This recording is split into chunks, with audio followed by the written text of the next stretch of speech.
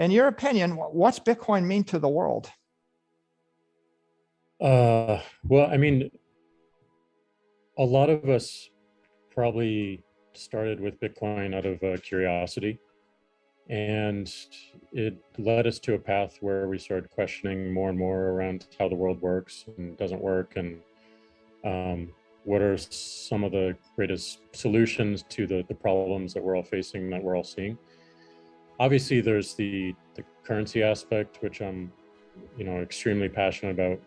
Having a the internet having a native currency unto its own, that isn't dictated by decisions in Washington, D.C. that end up affecting people in the middle of Nigeria, which by its very virtue is not fair. But more than anything else, for me, it was a reminder of the early internet that I grew up on. It is extremely principled. It's open source. Its workings are transparent. There's no single leader. The creator removed themselves from the equation fairly early on. The development model and the execution and operations has been consistent and unchallenged, and more than anything else, transparent. Building for the internet, building for the world that is trusted, that is open, that is inclusive of anyone who wants to participate. We don't typically see that in the corporate world that we tend to live in and that I tend to live in. So it gave me a lot of lessons, a lot of reminders of why the internet is so important, and what we can do to ensure that people coming into intersection with this technology, that they trust it, and that if they have an idea that would make it better or make it more accessible, make it more secure, protect it even more, they can contribute. So there's so many lessons, but I think the internet having a native currency for itself opens so many doors, especially for internet companies, technology companies, but more importantly for everyday people, activists, people who have questions in the world, people who have curiosity, and more, recognizing that the current systems, whether they be the corporate financial systems or the government financial systems, just aren't working for them, and it's time to opt out of them and opt into something that is open, transparent, and for everyone. But that the model itself, the development model, the operational model, will solve the problems it faces better than any other development model I've seen in my lifetime. All those characteristics qualify it as property and not a security. And if it didn't have those characteristics, it would flip to a different legal category. Mm-hmm. I was impressed by the block size wars when the small blockers won. And I didn't really understand the significance of it when I got into this space, but now I understand that if the big blockers had won, then the integrity of the protocol wouldn't have been maintained untarnished for the entire 12, 13 years. And that was a very important outcome, I think. Yeah, the noble incentives of the network persisted. And the most amazing thing to me is that Satoshi didn't have to be there for that to happen. It encouraged enough thinking and questioning and curiosity that it went on and on in terms of mindset to all the developers that worked so hard during those times, and all the node operators, all the people who are using it, people that hold it, and also miners, making the realization that this is the right path, and this, it's another validation point of what we're all trying to build, just by participating in it. It's kind of like the ultimate open, free market in a way too, because everyone can engage and no one can prevent you. It's extraordinary, right? Satoshi gave such a gift to the world, right? What are the odds that you would engineer something like this, release it into the world, have it take hold, and then the founders walk away and leave it as a gift? to humanity. Incredible. And we fixate a lot on Satoshi, and I have nothing but gratitude for whoever this person is, but there's so much work that went into that to get to that moment as well, to get to what Satoshi was able to do.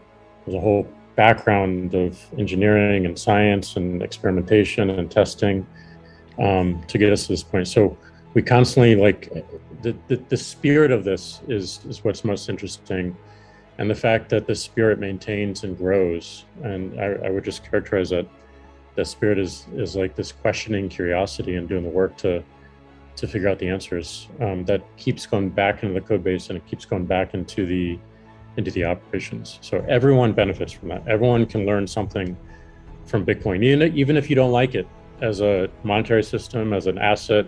If you hate it, there's some lesson there that applies to anything that you currently do in the world. Tell me about your thoughts about Bitcoin and Square as a strategy. Is there any way that you can grow Square, improve the product offering, or offer benefits or opportunities for small businesses via Bitcoin? Well, I just going back to that native currency for the internet. Twitter is very much an internet company, where we could create a website, or we could create an app and make it available everywhere. Anyone in the world who finds it can use it. Companies like Square and Stripe are not really internet companies, because for us to exist in a market, we need to have a local relationship with a bank. We need to pay attention to the differences in local regulatory environment.